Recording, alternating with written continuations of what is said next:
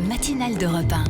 Pierre de Villeneuve. Il est 8h12, Pierre, coup d'œil à présent à l'actualité internationale par Vincent Hervouet. Bonjour Vincent. Hola, ¿qué tal? Les manifestations ont fait 1 mort et 40 blessés hier à Caracas. Le soulèvement militaire qu'espéraient les opposants a fait long feu. Ils appellent maintenant à la grève générale. Encore raté. Ça fait 3 mois que Juan Guaidó tente de forcer le destin. Et depuis la fin janvier, il appelle les militaires à la raison. Il les flatte, il les supplie ou les menace. Il leur promet le pardon en vain. Comme il dispose des pétrodollars gelés à l'étranger, il a des arguments. Mais rien à faire. L'état-major, c'est l'ossature de l'État bolivarien. Les officiers gouvernent tout et mal. On se croirait en Birmanie ou chez les Picaros. Nicolas Maduro a élevé au grade de général 2000 officiers. Qu'il le lâche, le régime tombe. Mais s'il tombe, ils rendront des comptes. Ça arrivera tôt ou tard. Avant-hier, c'était trop tôt.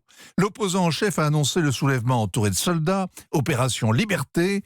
Washington a prétendu que les chefs militaires négociaient leur ralliement. John Bolton a tweeté au ministre de la Défense et au chef de la garde présidentielle « Votre heure a sonné ». Mike Pompeo, le secrétaire d'État, a prétendu que Nicolas Maduro était en partance pour la Havane. Et puis, l'illusion s'est dissipée. Le coup de force a pris un coup de mou, et pour cause, il était prévu en fait pour le 1er mai.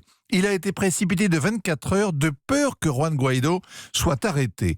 Dans la guerre du renseignement, en fait, les services secrets cubains, qui épaulent la police secrète, ont marqué un point. Alors les chefs militaires ont protesté de leur allégeance. Elliot Abrams, qui est l'envoyé spécial de Donald Trump pour le Venezuela, a reconnu que les généraux avec lesquels il discutait avaient éteint désormais leur portable. Seule défection notable, un chef de la police politique et puis d'autres opposants qui se sont réfugiés dans des ambassades amies. Et pendant ce temps, Nicolas Maduro a lui raillé une escarmouche putschiste. Alors il minimise, mais les Vénézuéliens n'en peuvent plus. La guerre civile menace en réalité, et dans tout le pays, hier, des manifestants ont défié les gros bras du régime. Les Russes le soutiennent encore, ils ne veulent pas perdre les milliards qu'ils ont investis dans l'industrie pétrolière. Et Vladimir Poutine, en plus, est content de narguer Donald Trump. Il fait comme Nikita Khrouchtchev, qui voulait mettre un hérisson dans le pantalon de l'oncle Sam en installant des fusées à Cuba. La Russie doit partir, a tonné Donald Trump. Il brandit son gros bâton. Personne en fait n'y croit. Les Vénézuéliens vont donc continuer à mourir de faim, de manque de soins et de désespoir.